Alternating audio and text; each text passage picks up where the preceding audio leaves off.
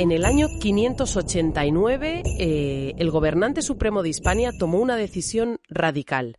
O sea, una decisión casi incomprensible a primera vista. Básicamente ordenó buscar, confiscar y quemar absolutamente todos los libros sagrados y textos fundacionales de sus propios ancestros. Y lo hizo, paradójicamente, para poder salvar a su propio reino. Digamos que es la historia de una élite gobernante que decide que para conservar el poder sobre un territorio, tiene que sacrificar y erradicar su propia alma cultural. Madre mía, qué dilema, ¿verdad? Pues bienvenidas y bienvenidos a una nueva inmersión profunda, en esta ocasión con un espíritu de, digamos, auténtica crónica histórica. Un verdadero chronicon mundi, podríamos decir. Nuestro objetivo hoy es viajar en el tiempo a la Hispania del siglo VI para explorar la vida, el reinado y, la monumental jugada política y religiosa de Recaredo, el gran rey visigodo. Así que nuestra misión, para quienes nos escuchan hoy, es fascinante. Queremos descubrir cómo una única decisión estratégica de un monarca logró unificar un estado profundamente fracturado. Sí, pero a un coste terrible. Claro, al terrible coste de borrar casi por completo la identidad de su propio pueblo. Así que entremos en materia. Vamos allá. Para entender el enorme mérito o la frialdad de Recaredo, primero tenemos que entender el absoluto polvorín que heredó de su padre, del rey Leovigildo. Y era un polvorín con una mecha cortísima, ¿eh? Ya te digo. A ver, Leovigildo fue un rey inmenso en lo militar, o sea, intentó unificar toda la península, pero cometió un error de cálculo monumental en la parte social. Básicamente intentó imponer el arrianismo por la fuerza. Vale, detengámonos un segundo aquí para que todo el mundo esté en la misma página.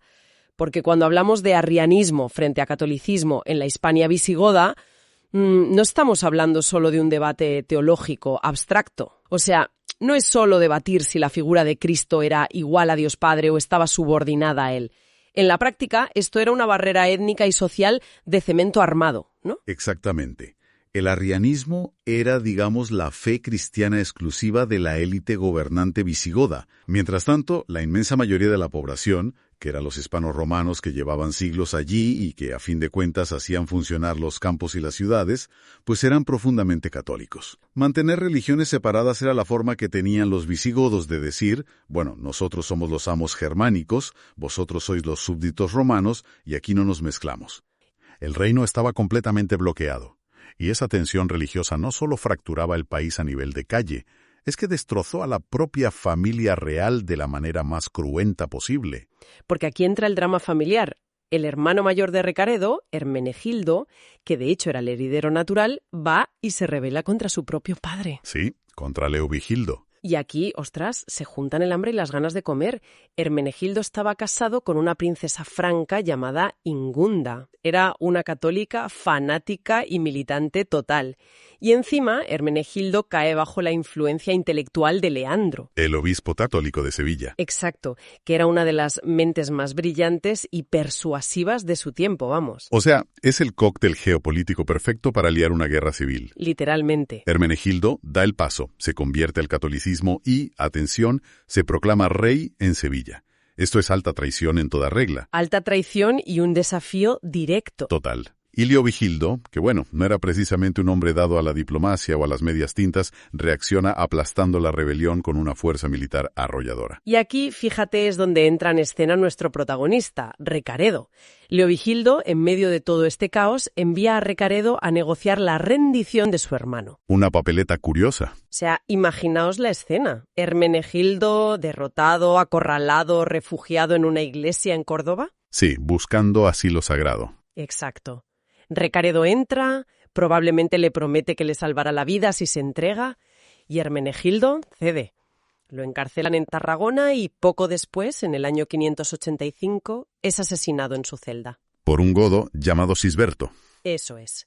Un asesinato que, todas nuestras fuentes coinciden en que fue ordenado o al menos consentido por su propio padre. Es que es una tragedia shakespeariana antes de Shakespeare, de verdad te lo digo. Y el estigma de Hermenegildo, claro, se convierte en un campo de minas para Recaredo cuando por fin hereda el trono. Ya, claro, el hermano del mártir. Exacto, porque fuera de Hispania, la maquinaria de propaganda católica ya estaba funcionando a tope.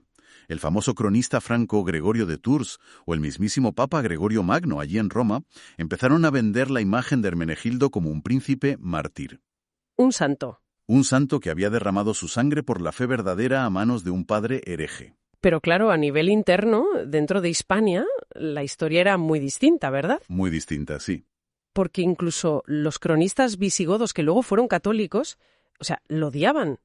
Le decían tiranus, tirano, porque la propia Iglesia Católica de Hispania repudia a un tipo que literalmente murió por ser católico. Pues a ver, porque aquí choca la religión con la supervivencia del Estado, pura y dura. En la mentalidad política de la época, y muy especialmente para la Iglesia hispana, rebelarse contra el Estado legítimo y provocar una guerra civil era, digamos, un pecado político imperdonable. Vale, entiendo. La Iglesia necesitaba la monarquía para mantener el orden social. O sea, si validaban la rebelión de Hermenegildo, estaban diciendo de alguna manera que es lícito alzarse en armas contra el rey en nombre de Dios. Y eso sienta un precedente peligrosísimo. Claro, por eso prefirieron borrar su figura. Construir el futuro del reino sobre el recuerdo de un rebelde era construir sobre arena, y ellos lo sabían. Y así llegamos al año 586. Leovigildo muere de forma natural en su cama y Recaredo asume por fin el trono en solitario. Empieza su momento. Y fíjate, su primerísimo movimiento en el tablero es de una contundencia brutal. Manda ejecutar inmediatamente a Sisberto, el asesino de su hermano Hermenegildo. Bueno, un movimiento de limpieza de imagen de manual. Un momento, a ver, pero es que matar al asesino de su hermano es una jugada increíblemente cínica, ¿no te parece? Completamente cínica. Quiero decir, Sisberto no se levantó un buen día y decidió matar al heredero por su cuenta. Claramente seguía órdenes de Leovigildo. Al ejecutarlo, Recaredo está utilizando al chivo expiatorio perfecto. Se lava las manos ante los católicos, pacifica a los antiguos partidarios de su hermano y, de paso, se presenta como un monarca magnánimo y justo que venga la sangre de su familia. Es brillante y maquiavélico a partes iguales. Es que Recaredo entendía el poder muy bien. Una vez solucionado el problema de imagen interna, pues tenía que asegurar las fronteras, porque los francos en el norte eran una amenaza constante, siempre presionando. Y claro, en el siglo VI, la diplomacia se hacía en la cama, no había otra. Bodas políticas. Exacto. Intentó desesperadamente forjar alianzas matrimoniales con los reinos francos. Primero negoció casarse con la princesa Rigunda del reino de Neustria. Y por favor hablemos de la odisea de la pobre Rigunda, porque el viaje de esta mujer hacia Hispania es una auténtica comedia negra. Es un desastre logístico absoluto, cero patatero. O sea, es que sale de su casa con una dote que nuestras fuentes describen como, y cito, espléndida. Un pastizal. Imaginad decenas de carruajes cargados de oro, joyas, tesoros, todo un séquito real cruzando la Galia, pero el viaje es tan largo y las carreteras tan inseguras que, los nobles de su propia escolta empiezan a robarle. Los primeros en meter mano, los suyos. Tal cual. Luego los bandidos locales, luego los señores de las tierras por las que va pasando. Básicamente la van desvalijando a plazos durante semanas. Sí, poco a poco. Y para cuando la pobre Rigunda consigue llegar a la ciudad de Toulouse, ahí cerca de la frontera, está prácticamente en la ruina. Y el remate final, justo cuando está allí en Toulouse, sin un duro, exhausta, pues llega un mensajero a caballo con la noticia de que su padre, el rey franco Chilperico, acaba de ser asesinado. Dramático.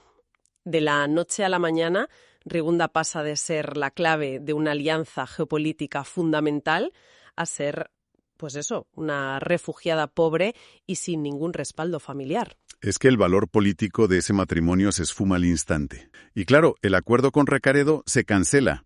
Es cruel, pero, es la realidad de la época. Recaredo no se rinde, eso sí, e intenta negociar otra boda, esta vez con Clodosinda, princesa de Austrasia. Pero la diplomacia vuelve a fracasar por las presiones internas de los francos, que no se ponían de acuerdo. Ya.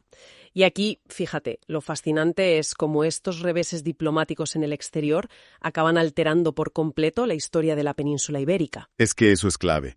Al ver que Europa, le da la espalda, que no puede legitimar ni blindar su reinado mediante sangre noble extranjera, pues Recaredo da un giro de 180 grados. Decide que, si no puede asegurar las murallas desde fuera, con alianzas, pues tiene que atrincherarse y buscar la estabilidad dentro de su propia casa. Y el símbolo de ese giro tan bestia es su propio matrimonio. Descarpa la idea de las alianzas de alta cuna y decide casarse con Vado, que, ojo, no era una princesa ni una noble germánica intocable. No, Vado era una plebeya. De hecho, era su antigua concubina, con la que además ya tenía un hijo. Y al elevar a una plebeya, que probablemente era de origen hispano-romano o al menos estaba fuertemente vinculada a las raíces locales, pues Recaredo manda un mensaje clarísimo a todo el mundo. Ya no miro al norte. Exacto. Ya no mira a Francia. Se va a apoyar en las bases de su propio territorio y de manera inminente en la todopoderosa Iglesia Católica local. Pero, a ver, aquí tengo que hacer un poco de abogada del diablo, o al menos cuestionar un poco el aura de rey santo que le dieron después.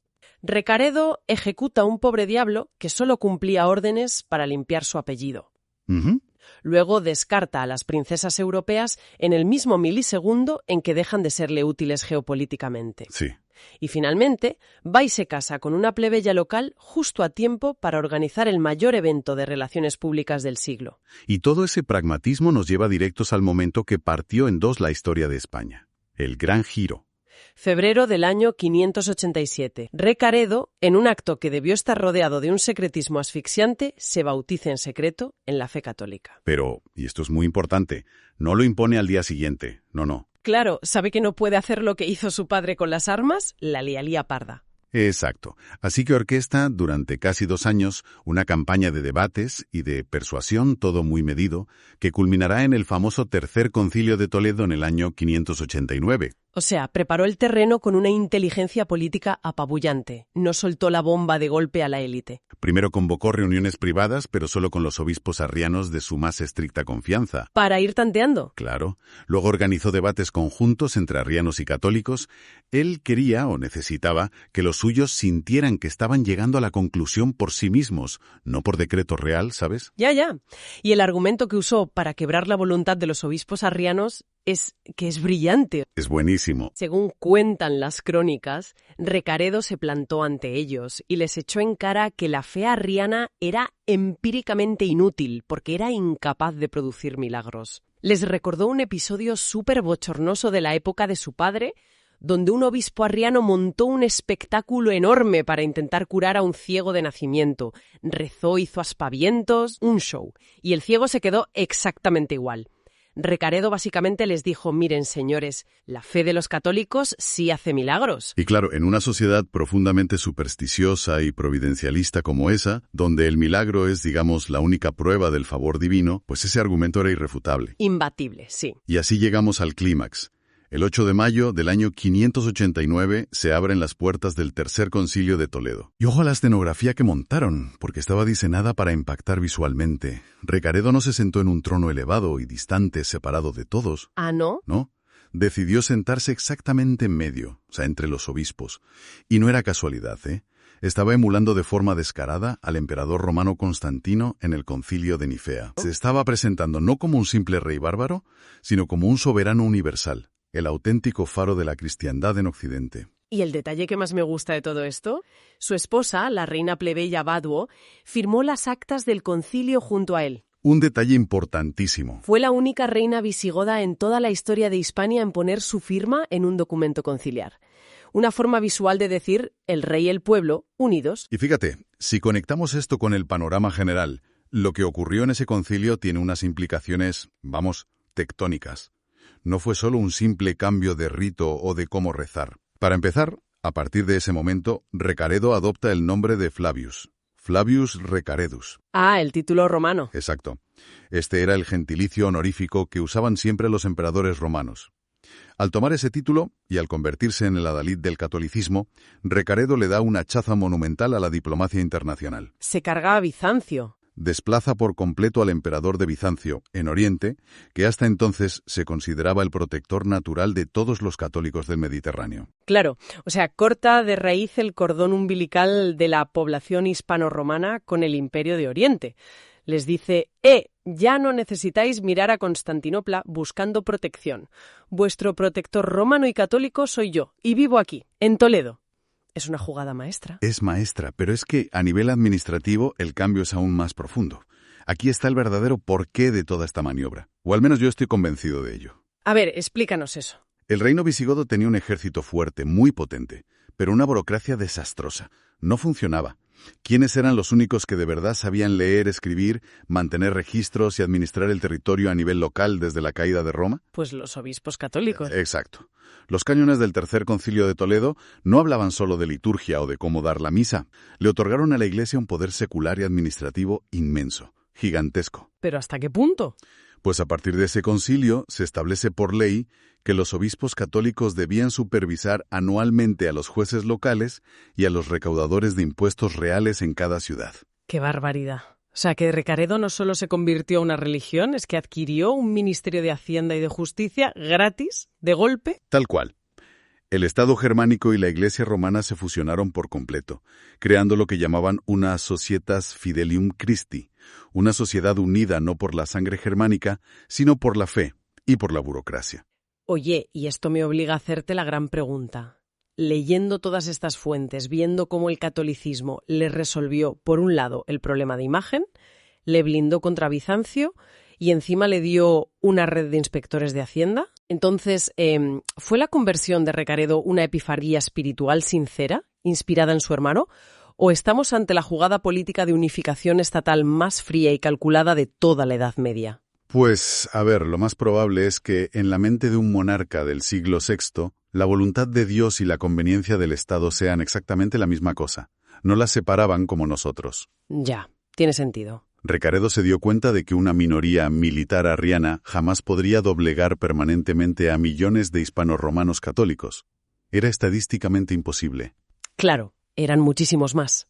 Para gobernar realmente a un pueblo, y no solo ocuparlo militarmente, tienes que compartir a su Dios. Pero claro, cuando cambias las reglas del juego de la noche a la mañana, a ese nivel, siempre hay alguien que se niega a jugar, lógicamente. Siempre hay resistencia. A los nobles visigodos arrianos más conservadores, pues no les hizo ninguna gracia perder su estatus VIP. La reacción arriana, según las fuentes, no fue masiva, lo cual demuestra lo bien que ató Recaredo los cabos. Muy bien atados.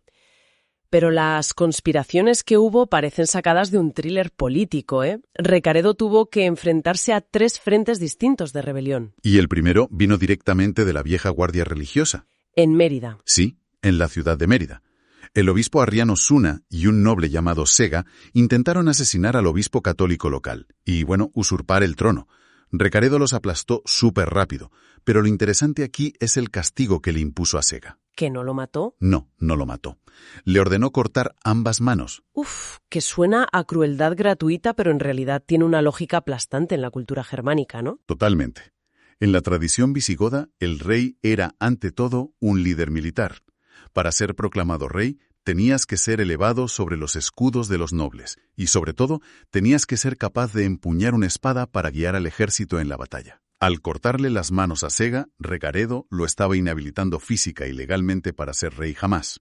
Era un mensaje visual potentísimo para cualquier otro noble con ambiciones. Ya te digo. Y si el primer frente fue la vieja guardia, el segundo fue su propia familia. Y aquí entra la madrastra de Recaredo, la reina viuda Gosuinda. Esta mujer, que al principio fingió aceptar la conversión al catolicismo con una sonrisa, fue pillada conspirando en secreto junto a un obispo arriano llamado Uldila para derrocar al rey. Sí, pero los descubrieron antes de actuar. Exacto. Fueron descubiertos, Uldila fue exiliado y la reina Gosuinda, murió sospechosamente muy poco después. Las fuentes son bastante opacas en esto, pero uno puede sumar 2 más 2. Blanco y en botella. Y el tercer y último frente provino de la élite militar, la propia nobleza palatina. Y esto ya fue después del Gran Concilio.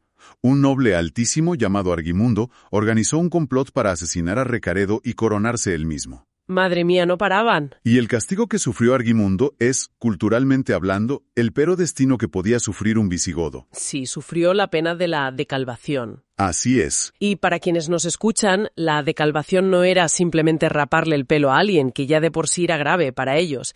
Era arrancar o despellejar parte del cuero cabelludo. Horrible. Y además le amputaron la mano derecha. Pero explícanos por qué el tema del pelo era tan absolutamente sagrado para los godos. Pues porque para los pueblos germánicos, llevar una larga cabellera rubia o pelirroja cayendo sobre los hombros era el símbolo visual absoluto de ser un hombre libre y de pertenecer a la nobleza guerrera. Los esclavos, por ejemplo, llevaban el pelo corto. Al decalvar a Argimundo y, fíjate, pasearlo encadenado por Toledo montado en un burro, Recaredo no solo lo estaba castigando físicamente, le estaba arrebatando su identidad, su honor y su condición de godo libre ante todo el reino. Básicamente, lo convirtió en una no persona. Entonces, ¿qué significa todo esto a gran escala? Que tenemos la imagen de un rey pacificador, el gran unificador del Tercer Concilio, sí, pero debajo de esa pátina dorada, Recaredo llevó a cabo una purga interna brutal y sistemática. Una purga en toda regla, sin contemplaciones. Tras sofocar las rebeliones, no dejó ni un cabo suelto. Emitió decretos para buscar y quemar todos y cada uno de los libros de liturgia o teología arriana en toda la península. Y fue una orden ejecutada con una eficacia que resulta, no sé, aterradora. Ya ves. Pensemos que los visigodos llevaban siendo arrianos más de 2 siglos. 2 siglos, ¿eh? Tenían bibliotecas enteras. Pues bien, la purga fue tan exhaustiva que hasta el día de hoy los arqueólogos e historiadores no han podido encontrar ni un solo libro arriano de la época visigoda en toda la península ibérica. Y la purga llegó a lo personal, ¿eh? Los sacerdotes arrianos, que quisieron conservar su trabajo y se convirtieron al catolicismo, se encontraron con una regla innegociable. El celibato. El celibato impuesto por Roma. Tuvieron que abandonar a sus esposas y a sus familias de un día para otro para poder seguir siendo clérigos. Es un borrado sistemático de una forma de vida entera. Lo que nos lleva a la gran paradoja del reinado de Recaredo, el precio que pagó el pueblo visigodo por alcanzar esta unidad de Estado, por esta gran victoria política, fue en el fondo su propia extinción cultural. Sí. Y aquí la arqueología es un testigo mudo pero devastador. La victoria del catolicismo hispano-romano fue la derrota total del elemento germánico. Oye, esta es de lejos la parte que más me fascina y que más me estremece de nuestras fuentes de hoy. O sea, ¿cómo se refleja exactamente eso en la tierra, en las excavaciones que se hacen? Pues se refleja en que, a partir del reinado de Recaredo y la consolidación del catolicismo, los visigodos sencillamente desaparecen del registro arqueológico como un pueblo diferenciado. Durante generaciones, los visigodos se enterraban con su indumentaria típica, con broches de bronce espectaculares, con esas grandes hebillas de cinturón decoradas con águilas y motivos geométricos, muy germánicos. Ajá. Enterraban a sus guerreros con sus espadas y sus ajuares ricos, creyendo firmemente que los necesitarían en el más allá. Eran sus señas de identidad, lo que los hacía ser quienes eran. Pues de repente todo eso cesa de golpe. Tras la conversión, la Iglesia prohíbe los entierros con propiedades. Los nobles visigodos abandonan su forma ancestral de vestir, abandonan sus fíbulas características y adoptan las togas y las modas romanas. Tuvieron que mimetizarse. Tuvieron que romanizarse y catolizarse hasta la médula. Renunciaron a su religión, a su ropa, a sus ritos funerarios y a sus leyes ancestrales, simplemente para poder seguir sentados en la silla del poder. En cuestión de un par de generaciones era literalmente imposible distinguir a un godo de un hispano-romano caminando por la calle. Ganaron el país, sí, pero dejaron de ser visigodos. Y bueno, llegando ya al final de nuestro recorrido de hoy, el recuento de los daños y los logros creo que está bastante claro. Recaredo gobernó con puño de hierro y astucia diplomática hasta el año 601. Murió de forma natural en Toledo. Que oye, en una época donde casi todos los reyes acababan apuñalados o envenenados, morir de viejo en la cama ya es un logro monumental. Totalmente. Consiguió lo que su padre intentó por la fuerza sin éxito, una monarquía teocrática fortísima, sin fisuras religiosas y con una burocracia que funcionaba como un reloj gracias a los obispos católicos. Pero el precio fue ese, extirpar el corazón de la cultura germánica original. Construyó los cimientos de un Estado unificado que duraría, más de un siglo, hasta la llegada de los musulmanes en el 711. Pero claro, para asentar esos cimientos, le exigió a su propio pueblo que se olvidara de quiénes habían sido realmente. Y esto, fíjate, más allá de la lección de historia antigua, que es fascinante, nos deja una reflexión enorme, yo diría que casi incómoda, para quienes nos escuchan hoy. Sí, da que pensar. A lo largo de la historia vemos constantemente cómo las decisiones impuestas desde las cúpulas del poder para lograr, entre comillas, estabilidad y cohesión, acaban homogenizando a sociedades enteras de forma irreversible. Completamente irreversible. Así que si la élite visigoda, o sea, unos tipos que eran los conquistadores invictos, los amos absolutos de la península, si ellos estuvieron dispuestos a sacrificar sus libros sagrados, su ropa, sus ritos más íntimos y su propia alma cultural, todo simplemente para no perder el control de la burocracia y la administración, Que se dice pronto. claro, cabe preguntarse qué partes de nuestra propia identidad, de nuestra privacidad o de nuestra cultura local estamos sacrificando hoy en día. Y nosotros, además, de forma totalmente voluntaria, ¿eh? Todo en el altar de la asimilación global, la modernidad o la simple conveniencia. Es que es una constante humana. A veces, para no quedarte fuera del sistema, terminas borrando aquello que te hacía único. Totalmente. Quizás sin darnos cuenta, nosotros también estamos echando a la hoguera nuestros propios álbumes de fotos familiares, metafóricamente hablando. Muy buena reflexión para cerrar. Pues ha sido un viaje espectacular. Muchísimas gracias por acompañarnos en este Chronicon Mundi sonoro.